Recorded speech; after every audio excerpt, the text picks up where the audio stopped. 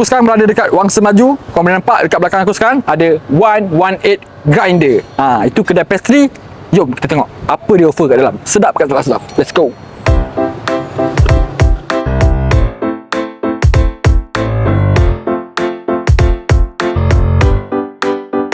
Okay, so Kak, saya nak order 3 jenis makanan. Saya nak San Sebastian, carrot cake dengan lagi satu strawberry cloud. Okay. So, ni apa ni Kak? Ni carrot cake. Carrot cake. Alright. See.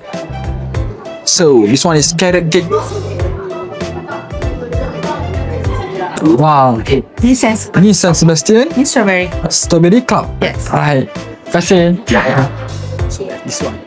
Tanpa melengahkan masa lagi, jom kita try dia punya satu-satu. So, untuk mengetahui korang, tiga-tiga ni sebenarnya adalah best seller tau, dikatakan 118 Grinder ni. Dia ada banyak lagi menu, but this one is the best. So, let's try one by one. First, kita try dia punya carrot cake. Let's go.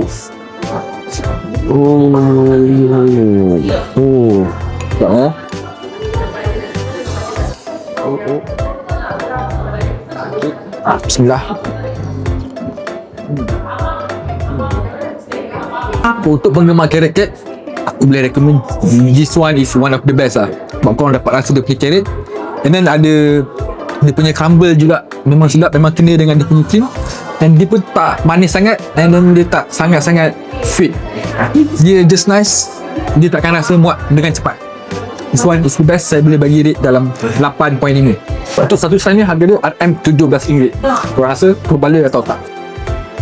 Next, kita try dia punya San Sebastian. Aku pun tak berapa sure sangat apa benda sebenarnya benda ni. Baik, kita try lah.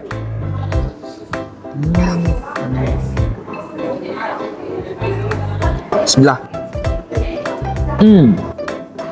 Dia macam ala-ala puding, tapi ni tak ada caramel. Ni macam puding caramel tu, tapi letak dengan whipped cream. Combination yang agak pelik untuk aku. Mungkin tekak aku tak sesuai untuk benda ni. So untuk rate aku boleh bagi 6.5. Sebab bagi aku dia macam perlukan anything yang manis untuk cover dia punya apa, cheesecake punya rasa. Untuk harga ni RM20.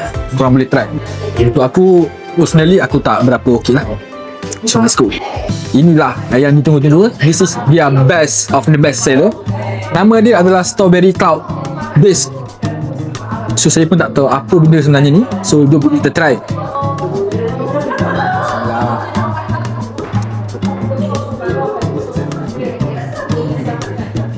Basically dia sebenarnya cheesecake yang dia lapiskan dengan strawberry punya flavour. Saya tak tahu ni mungkin strawberry punya pudding ke apa, but combination dia sangat-sangatlah sedap dia. Memang tak disangka. Sedap. This one is perfect dessert untuk saya. Saya senang-senang boleh bagi rate 8.5. So dia sedap. Combination dia sangat perfect. Sebab kita dapat rasa dia punya masam-masam strawberry dan juga masam-masam cheesecake tu. Dan dia buatkan korang punya muak tu lambat sikit nak sampai. Sedap. So untuk harga ni pula RM24. Untuk banyak ni, so aku rasa sangat banyak berbala lah, sebab dia akan cepat kenyang. So macam mana korang rasa? Okey atau tak? Untuk total semua ni, aku rasa aku boleh recommend kedai ni untuk korang try lah dengan kawan-kawan korang, dengan korang punya pasangan. Sebab kedai ni memang perfect untuk korang date ke, untuk korang rasa makan-makan manis. Sebab di sini dia tak manis sangat, and then manis dia pun bukan manis gula, tapi macam manis buah. Sangat recommended.